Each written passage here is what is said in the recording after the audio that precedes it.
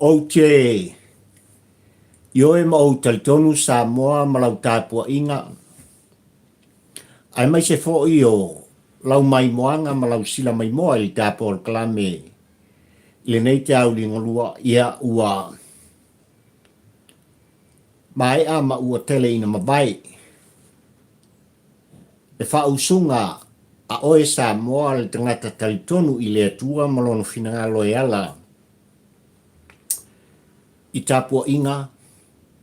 Ia ai mai se fo i o nei sa pati o le atua. E le ngata i tutonu au te oro nei po New Zealand.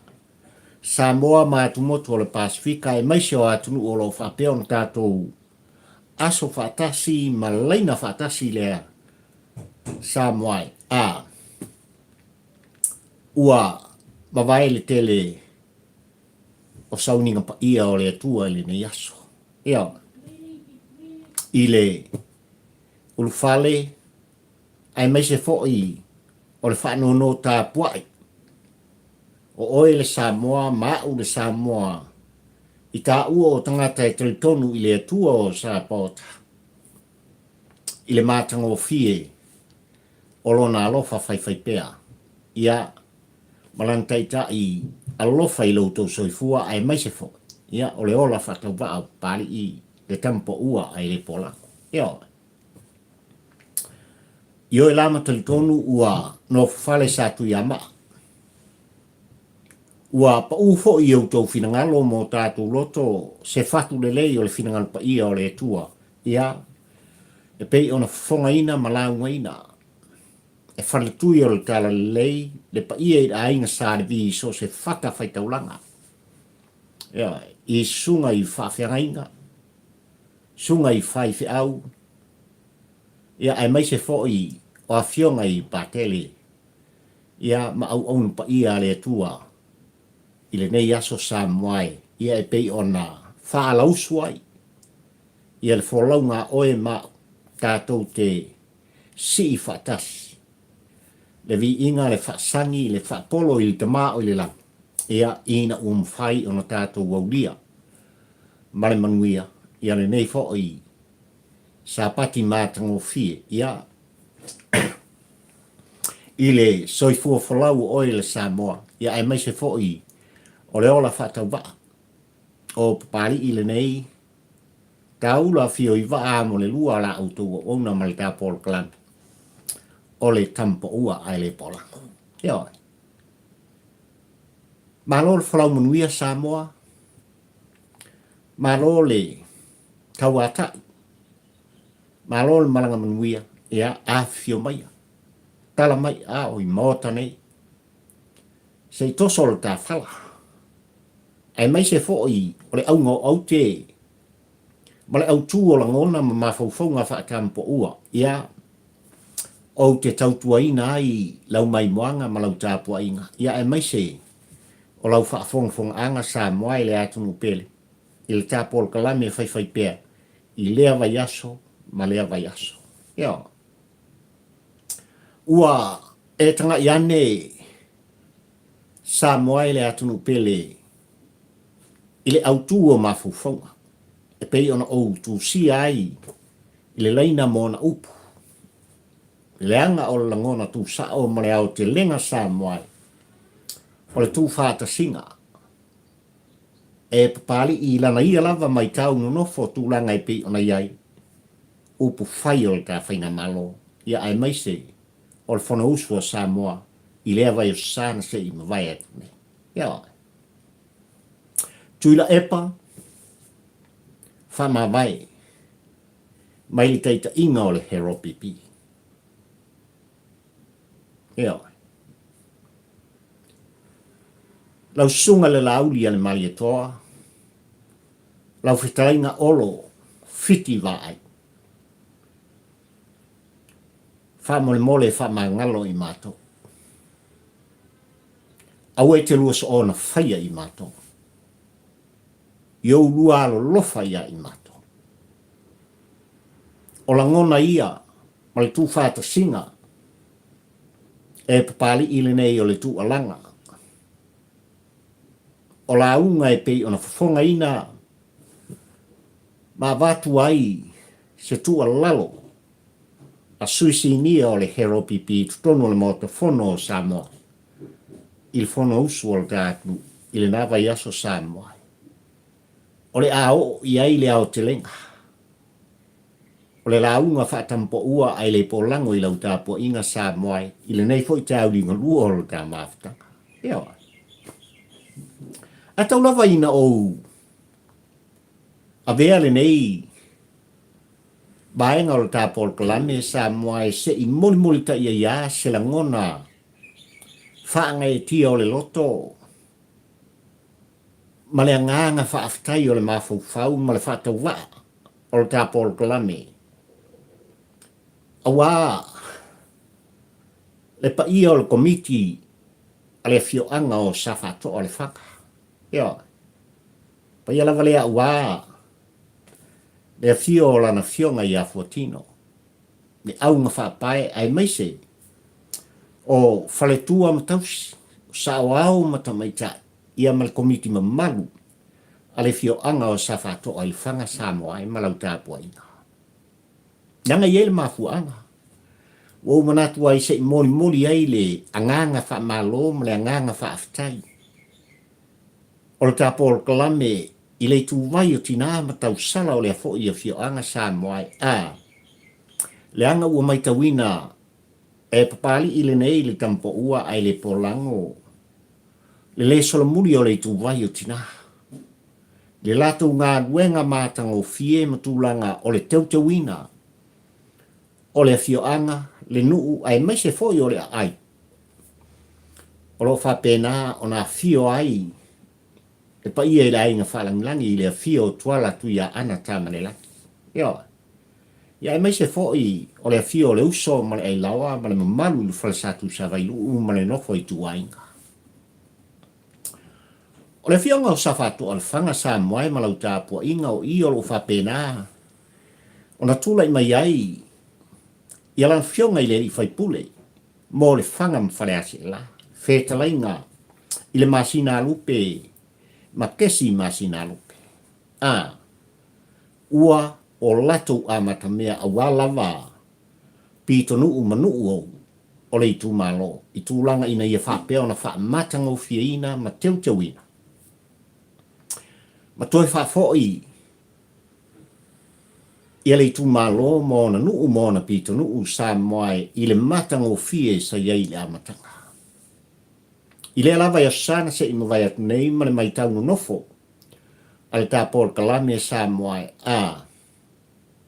e la ngona i e la ufata waa le anganga o le whaamalom le anganga o le whaaftai i le tu vai o tina o le fioanga i whaletua matausi ia e meise fo i o sao au matamaitai le komiti mamalu a safatoa ona o le matanga o fio o la autu ngānu e ngawhai. Ia.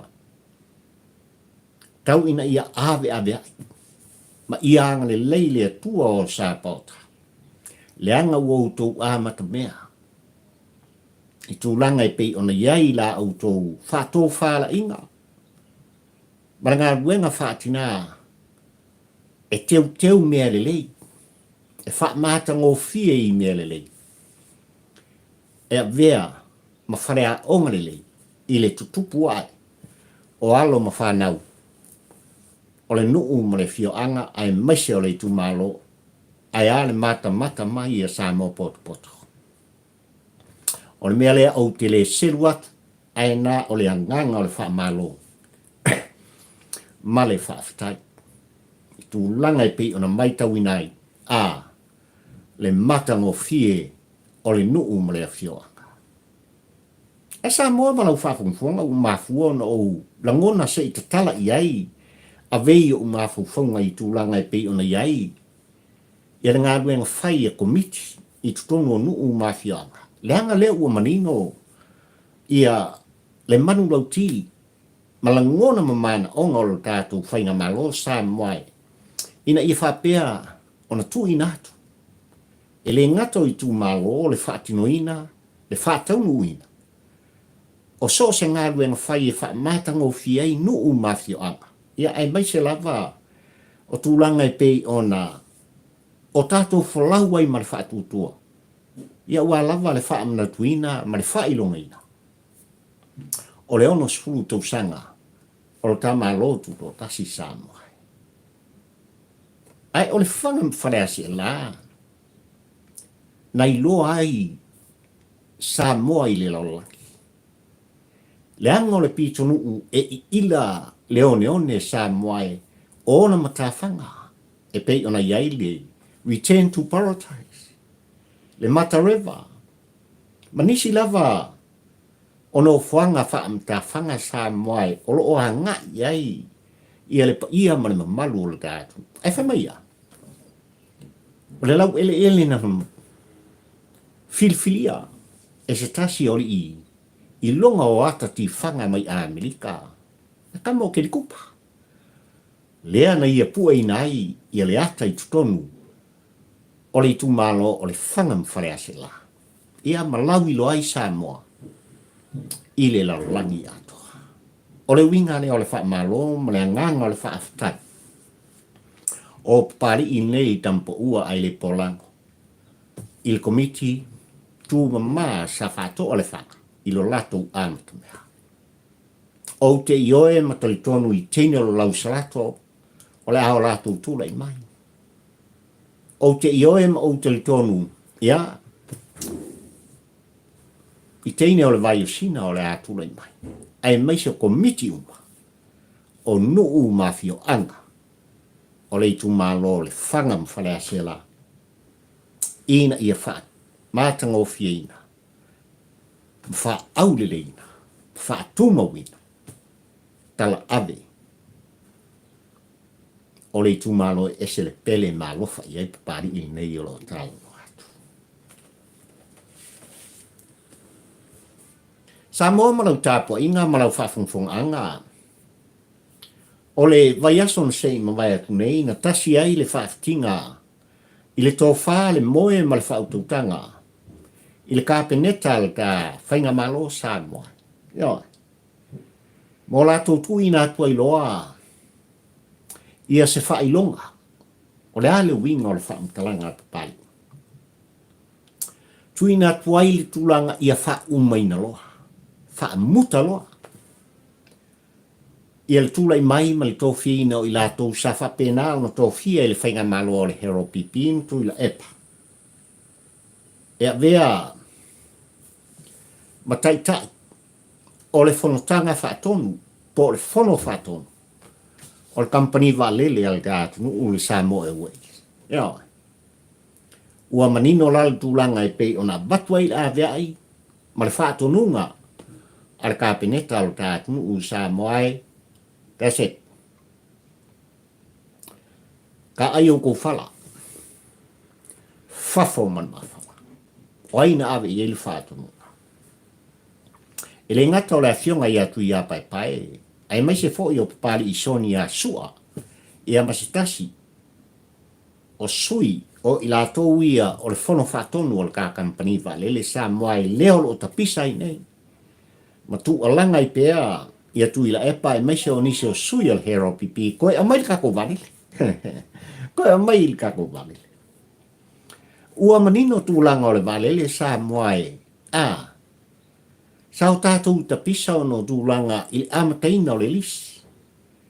Mai li salau valus 10 miliona sa whapena o na whatatia, pa sainia i le polo kalame, i le valele leo lo tūtū nei Brisbane, Australia.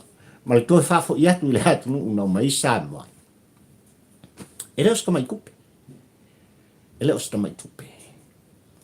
Ai whaafetai le whainga malo, whaafetai i le minista o le valele, whaafetai i le minista o tupe Samoa. I tūlanga o whiutanga inga o whonotanga, o lea ua manino ai i tāpolo kalane. E ui lava in tātou tuongi na o le 1 miliona Samoa. Mai se lau valus hulu o le se sengala na. E oi. O le whaangai o inga, o le una ia, o le whaatino ina, o le taita ina. O le tawhainga malo e pei o na iai le malo tuto tasi o Samoa. Na tu alanga i la tau Samoa i lau tāpua inga mai lava i le amatanga. A o tūlai mai le hero pipi le pai inga sumai ono.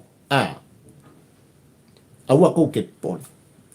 A o lawe no mātou tūlai mai pe a filfilia i mātou e le atunu. Le whātua tua i le atua sa mo utasi. E se fo inga i mākou wha inga e. E wha pēnā o na whaatino i nai ma whaata a vali nai. Le atina ina o le tātunu sa. Ai tōlo pūlou i le whai unga toa. Ioi. Ma le whaka ai meisa o le kāpeneta. Ma le wha mutaina. O i la tōu e pei ona o tā ua sa tō whiha. Langa o kupe mai, maweleng ka mai kupe me sa ka aloi tangata ni. Ioi. Ahe o lea lava sa tau tuli au noa mas profiti e mawel ka ma lele pei on ta pisa i Samoa. Ia ai ngā au le wha upopo le ngau i lunga o le singa.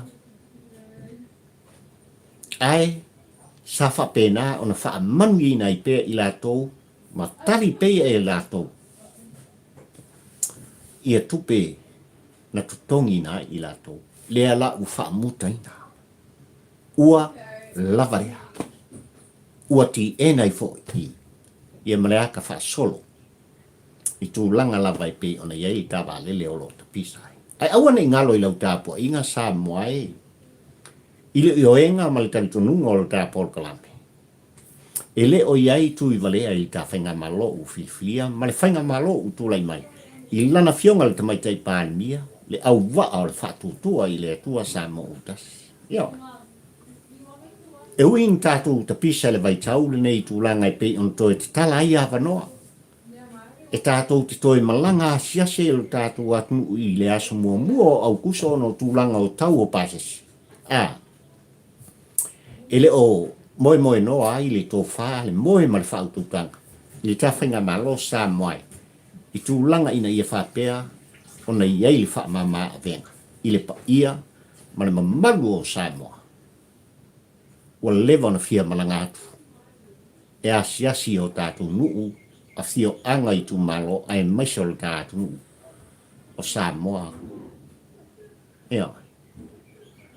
O te ioe la matali tonu Samoa i le nei vai tau i tu langa i pe ona iai. Ia. Tau ni tātou tau whai te talo i tō whā.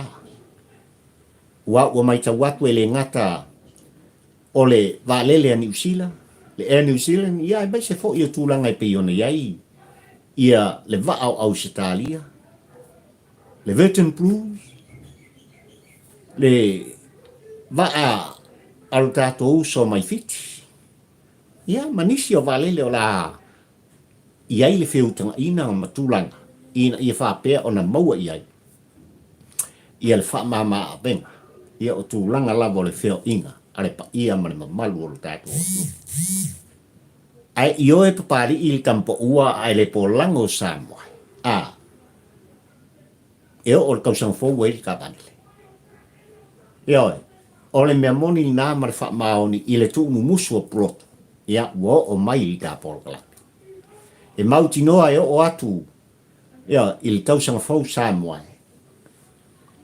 Ua e mo le wila. Ia tawia ina o tū mumusu i lau tāpua inga malau mai moanga. Ia, i le nei tū la liunga lua o le tāpolo kalaki. Kosa ka whala. Tūlanga i pei ona ieli tāpō kalame sa moa e mali au tū o langona. Ma mawhauwhaunga whatampo ua ai le pō lango. Ia ai maise. O le launga papari i le aso luas fu mare ono nei. Ia o iuni lua afe luas fu mare lua. I lau tāpō inga, ma lau whaafonga whonganga. Ia, whamaia. Tuilaepa Faamavae. O langona ia. Ia, il whetalai ngai le ngoa matua. Ia ale, dena ale. O ia o le whaleata le toa. Ua manino ma ua sāla lau le finangalo. O le awhionga i le ri whaipule mai whaleata. Le whasa moai lau whakamwhonga ma lau tāpua inga. Ua le Alofa i le ngangana ma le uputu sao. E whetalai ngai le ngoa matua. Tuilaepa Faamavae mai le tofi taitai o le vaenga faamawhai. Lātou te pui a ia te tau o tangata. Ole fe au ua tusa. O la ngona o le fionga i le li faipule ua momoli tai lava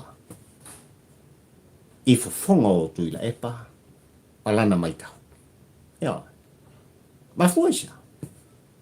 Ua tau tino ale sa moe malau tāpua ina.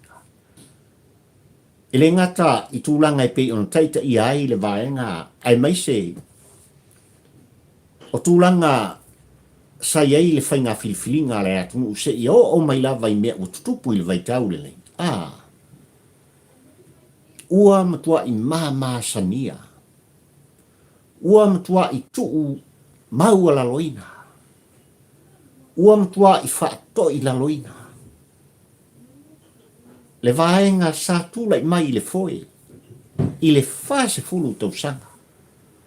Lua se fulu tolu tau sanga na tūlai mai ei Tuilaepa. E taita ia lo tātou atu ma a vea. Ma pāle mia o sa moi sifo. Ai wani. Ua sola le whaatu tuanga. Ea. Ua solo le falute. Ua ilo vea. I le pa ia ma le mamalu o sa moa poto poto. Aia i la tau o vea pēr masui o le hero pipi. Ua tau tino ma ua tu watu.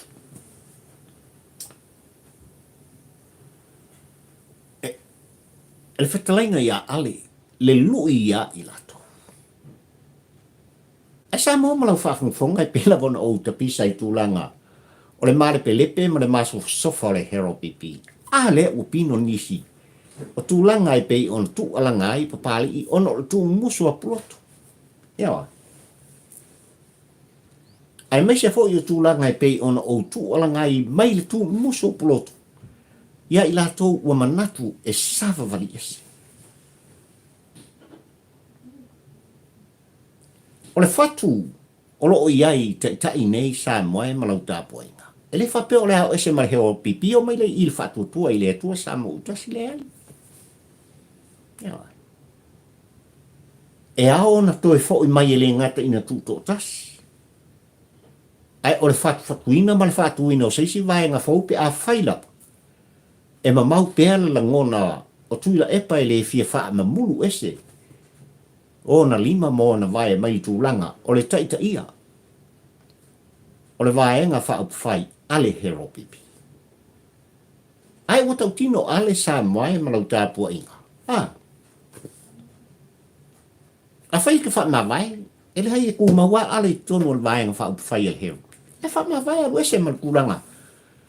O le taita ina. O le upu tau tino ma o le lu i fo i a papari i tampa ua ai le polango sa moe malau tāpua inga malau mai mo. O se mea ua lewa na tau na tupu. Ioi. Ua lewa na tau o na Faamavae le whaipule mai le pā i le tūlanga e nā te taita i ai.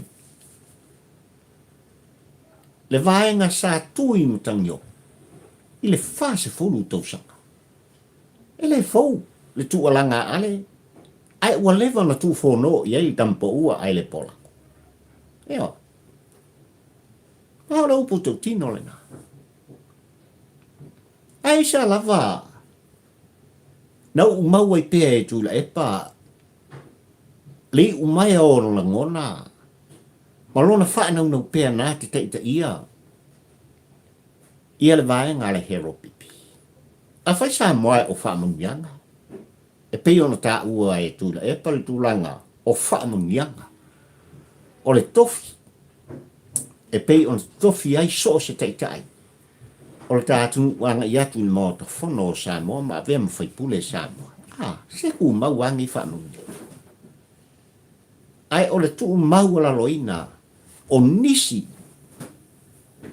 o le vaenga wha au whai o tai o sa moa o lo iai pēa i lo latu taitonunga ina ia Tuilaepa se vaenga e ngai al whainga malo o Tuilaepa mai temi ne ina ia malos. O ina sa tau ona tilo ai. E whai pule mai pa, ma whaila na whai.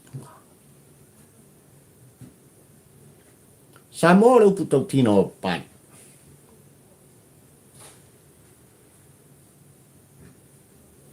O suisi nia o le heropipi. Au tau whaafonga i ua langona ma la fonga ma la aunga sa mo. Ua a mata ona whaata alo le tūlanga. E la tau te whai ai le campaign ina i whapea ona fina wai se taita i e toa le loto mo le heropipi. Ia. Ai tasi ale toa ua utou silfia, ma owi loa i baitau lene. Ele ngata o le ri whaipule o fleata le whaasa moai. O le toa manu lena. Le anga o tu alanga wha leo. Wa ia fofonga ina fo ili kāpua i ngā Samoa. I lau whaafonga anga, ma lau mai moanga Samoa. Ke le mele kupu kongo le heropipi. E lea o skamai mea. E onga me e tupu tono o le heropipi. Tuilaepa Faamavae. Ma fua anga fo i lea Samoa ina outu alanga ai. Ile la ngona ma le finangalo. O le whaipule mai siu. Le anga so o stangata e mai taunu no fo. La ngona mai ua upu ma le whale oina. Ma le kiliva ina. O so se fina ngalo o taitai o le kātunu u Samoa. Kau ki ngā ku uia. Mo le la vā. Ona fofonga. Wa le la vā fo i le whaipule mai si umu. Le maa fatua le e whane. Le ko kongo le heropipi. E whai mai ale i u. O la ngona ma le lau ngā whaatampo ua pari i lau mai moanga ma lau tāpua i ngai le nei tau li hunua Samoa. Lau fionga i le li minsta. O whātu anga ma whai ngā whaiva lau sunga le Laauli le mali atoa. Lau fionga i le li minsta o nganu te tele o le tātunu. Lau whitalainga olo fiti la. Alolo whaia. Awal se ona whaia i Matou. Faamagalo i Matou. Ai o lua alo lofa ia i Matou. Samoa manau tāpua i ngā o la ngona ia o suisi nia o le heropipi. E le ngata ina whaale o ina e lana fionga ia tāpunu Nikoli he. E le ngata ili taunu whai atu le a fionga i aloa. Le a fionga i alau tafi. A olo e fo i olo a vepea. Ma sui taitai o le heropipi i le vaitau ma le taimile nei. Whetalaina i a whonotoe. Ai a le tu whono ma le tu alanga nisi o tamali. Ma whaila unga. E matua le tō wha. Ale heropipi. O le aunga a toa lea. O le maitau a papali. Lua fionga i ali minska. So le, wha mole mole. Au e ke lua soonga, whaia i Matou.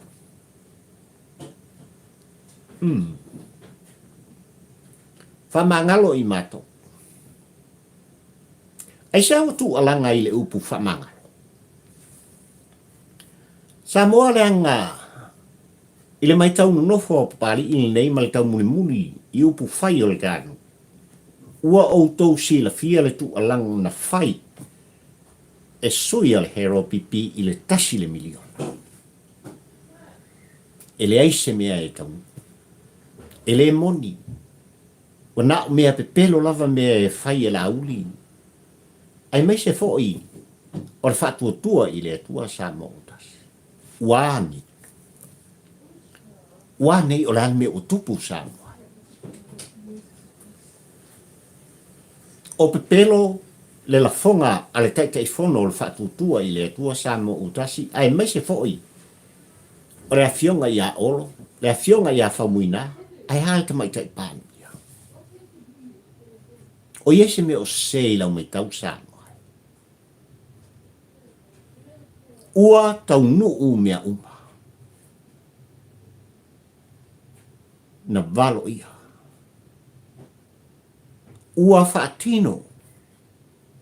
Ma ua tangai Samoa ua e tango i ula.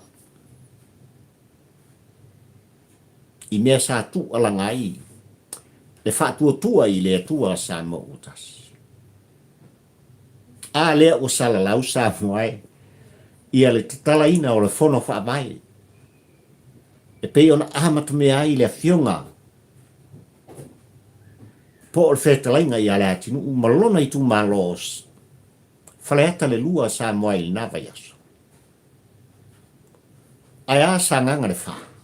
Ai a isi tu malo lu datinu u Samoa i le miliona e pei ona tapisa. E o lava. Isi o sui mai tu malo o lo tūlai mai ai. Le vaenga wha upwhai lato te puipuia i a te tau tangata. O lato sapo. Ia tūlanga e pei ona whaafonga. Ngō tātou tau muli muli ai Samoa. I le tasi le milion. Nasa seli tūkalanga. Ua taunu. O le winga lea nalai ona wha leo. E sui sinia manisi foi. O sui mātutua o le hero pipi. Le ngangana. Ma le upu ma le tua lalo. I le Laauli ale mali e toa. Ai maise. O le fitalainga i a olo. Ma le whatua tua i le tua Samoa. Faamagalo i Matou. Faamagalo i Matou. I o Matou la ngona se na o Matou tau mawhaile. E whaaleanga o tu. I le whaafonga tā pua i a Samoa poto. Faamagalo i Matou i le se o la Matou mea na whai. Ma lo Matou le talitonu. I tūlanga e pei ona o tau fola ina. I a Samoa malanta pua inga. Leanga o leo o tau nuu Samoa. Ese le mātanga o fi. Wale ngata ina tualanga i le upu Faamagalo. Ua tatalo i le upu i Alofa. O le aunga leo au te Samoa e malau tāpua inga. I la umai tau i tūlanga i pe ona i ele fontanga. I le vai ason se ima vai atu. Whaafitai i le atua o Sapota. Ua le aini upu whai tutono le mota fono. Na mafuai on tutofi e Samoa tai. O i tu malo. Pe ona utou whaafonga i aso uotona. Ile matau tia o tō laulaunga sa tau tala i aili whaipule mai pa. La ngona o le whaasausili. La ngona o le whaamaualunga. La ngona sa whapena o na ia tau mwhai e whaaolo a tau aina. E whaafonga tā pua i a Samoa ma tau mwhai e mimilo. I ona la ngona lau tā pua inga Samoa. Misi ato i le vai ason se i mai atu. Se fono tanga i nā mana ia. Se fono tanga i nā mamana. Se fono tanga ua atoa. Li o. O le masina malango le nua. I lau tāpua inga malau whaafonga Samoa. Leanga ua iai i tō wha. Ua folau ma umai le moi i tutonu le mota. Le whaau tau tanga. A tai no tātou tofi Samoa. O le aunga leo auke. I le awa tu, ma le au mai Samoa i lau tāpua inga. Leanga ele toi mana o mia. e lau tāpua ino nofo Samoa, ma lo tātou tau muri o tātou taita. Le vā pēha o le whangatia i o lātou langona mo lātou whinangana. Au la konga kofi aku. Na tusi a au ma tusi lima iai Samoa pot soe ngaisi. Sungai, o mai o la vea o tūmu taitai o Samoa. Lea. O lea o te lenga lea, o le whaalongolongo ma le maitau o pali i tampo ua ai le polango o Samoa. I le whanonga usu o le tātu. I le vai yaso na se ima vai. O le ngata ua tau tino le solo. Ea, i whea te lainga ia whareata li toa. Te lainga i le ngoa matua. Ia ale vena ale ma wha i loa. Ma wha pā. Ma tau tino. Ia. E miskeri o ngai Samoa e sa o tu alanga e. Leu wha pā e ka malo whareka. Ia. Tau tino ale. E ova male afa. O sui olo iai o le hero pipi Samoa. O lo ki kifa solo. I lo lato te te. Ma lo lato le to e mana nao. E a vea Tuilaepa. Ma tai o le vaenga whai le hero pipi. Ia. E ofo la le loto, e ofo le mafo fau Samoa. Ia Tuilaepa. Pe a whai. E nā te le talia ina. Le tu alanga ma le tu whāno. A le sui o whareata le whā. Tanga le ukausa. Ea. Tā mō marau whaafonga. Whaaftai e il porklame. Talainga ia palauri. Ea. Talainga ia tui ma le iti lai. Ua whaaleo ai. Le langona. Ole whaipule o whaleata le wha. Ai le solo muri lava pari ili nei langtu o langa. Le anga olo mai tau pe i ua langona. Pe ona o ta ua. Le afionga i alo au. Ea. E ui na fi alo whai on langona Samoa.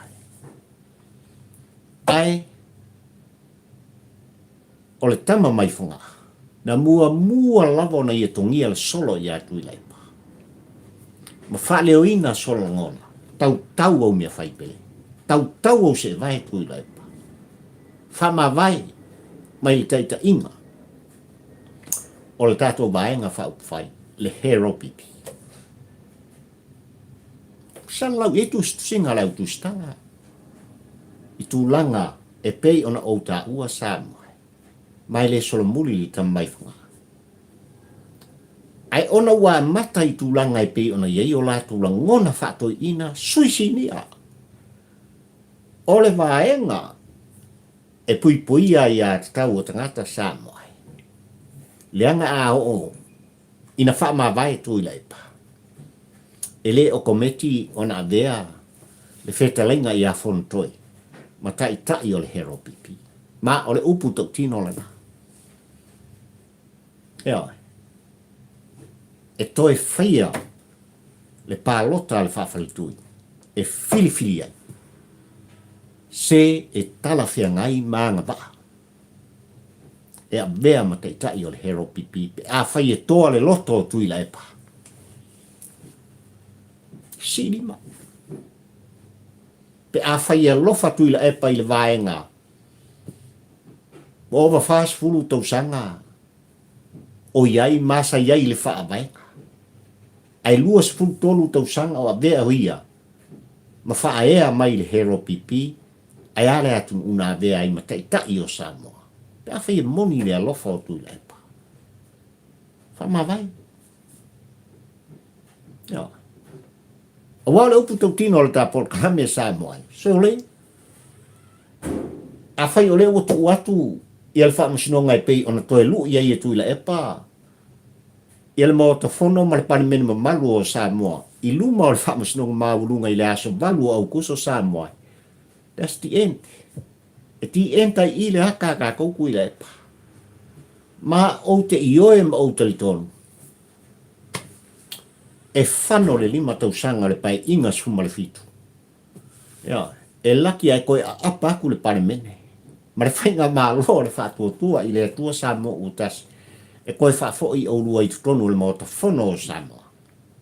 I le ngata o lau sunga Tuilaepa. Au le pule rimo. Si ele anga ua ai la ulu te ngata i o lua langona.